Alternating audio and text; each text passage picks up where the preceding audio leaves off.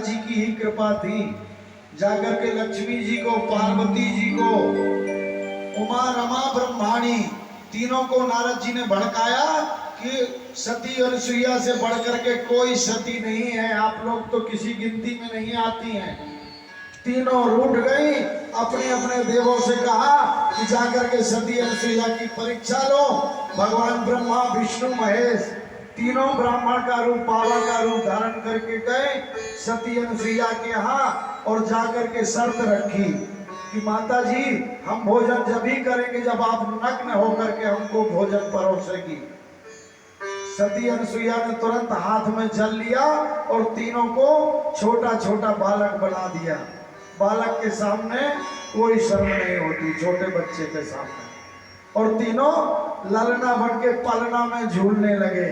अब देवियां परेशान हो गई, शाम हो गई, पति देव नहीं आए परीक्षा लेकर के, घबराई नारद जी के पास गई, नारद जी आपने कहां फंसा दिया हमको। अब तीनों दौड़ी दौड़ी गई सती अनुसुईया के पास, हमारे पति लौटा दो। अनुसुईया ने कहा देख लो, अपने अपने पति को पहचान लो। अब कहां से पहचाने, छोटे छोटे बच्चे के रूप में पालने में झूल रहे हैं। उसी समय भगवान ने वरदान दिया, तीनों ने मिलकर के वरदान दिया। सती अनुसुईया के कोई संतान नहीं थी और तीनों के वरदान से 3 संतानें हुई। दत्तात्रेय, ब्रह्मा से चंद्रमा और शंकर भगवान से दुर्वासा, तीनों संतान हुई।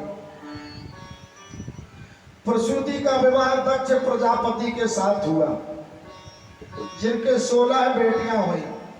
13 बेटियों का विवाह धर्म के साथ हुआ। एक बेटी का विवाह अग्निदेव के साथ हुआ, उसका नाम था स्वाहा।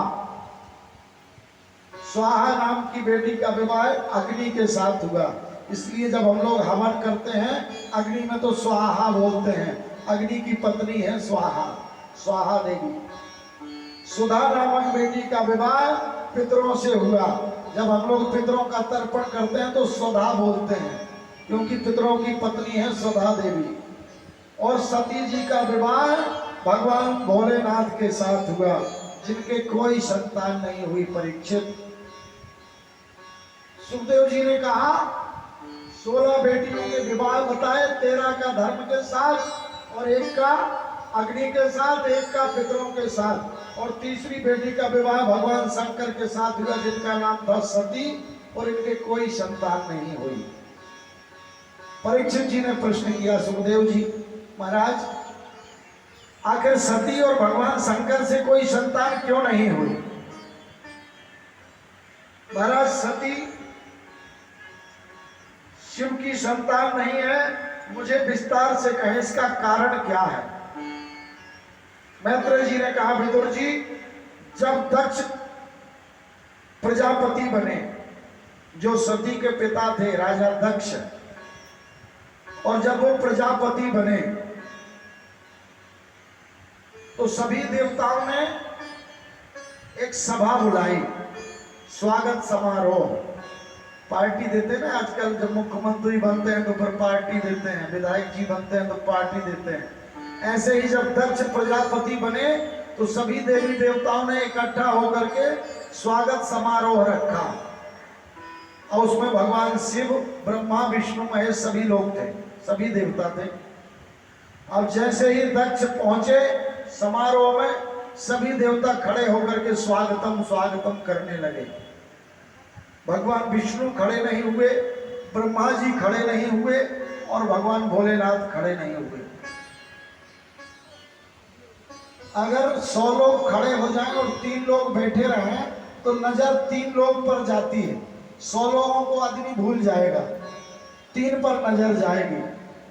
माता जी सुन रही है, कहीं मनु महाराज घूम रहे हैं।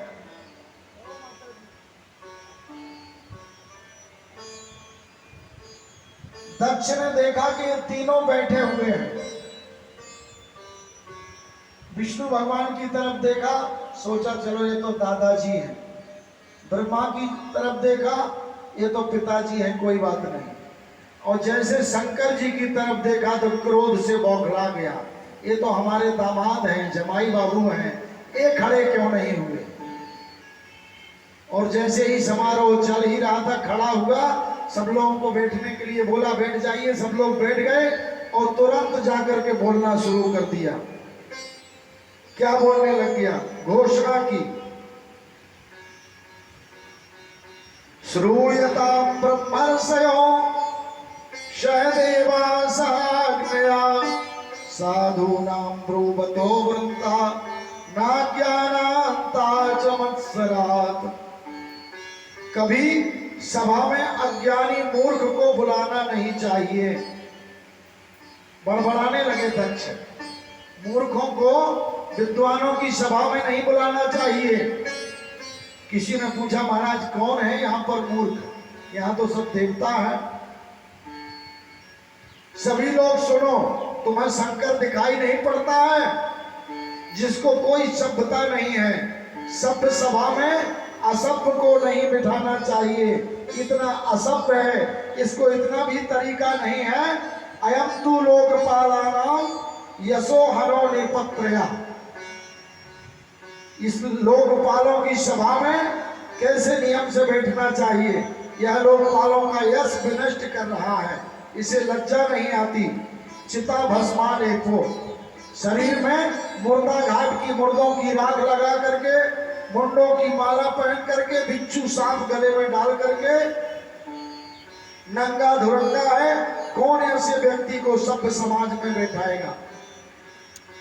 जोर जोर से दहाड़ने लगे राजा दक्ष। किसी ने कहा, महाराज इतना मत बोलिए, आखिर आपके दामाद जी हैं। काहे के दामाद जी हैं? जिसको कपड़ा पहनने का भी शऊर नहीं हो, उसको मैं अपना दामाद मानता हूं। फिर किसी ने कहा, महाराज जी तो उस समय क्यों नहीं आपने सोचा जब अपनी बेटी से शादी की? बोले वो तो मैंने पिताजी के कहने से, ब्रह्मा जी के कहने से कर दी थी, नहीं तो कहाँ है मरकट और मेरी बेटी मृगनयनी। दक्ष ने कहा, मैंने तो पिताजी ब्रह्मा के कहने पर इसका विवाह अपनी मृगलोचनी कन्या का कर दिया था। मरकट लोचन से बंदर जैसी इसकी आंखें, और बहुत अपमान किया। जब घोर अपमान करते गया दक्ष, अपमान पर अपमान करते गया, तो नंदीश्वर को नहीं रहा गया। हरि हर निंदा सुनई जो काला, हरि हर निंदा।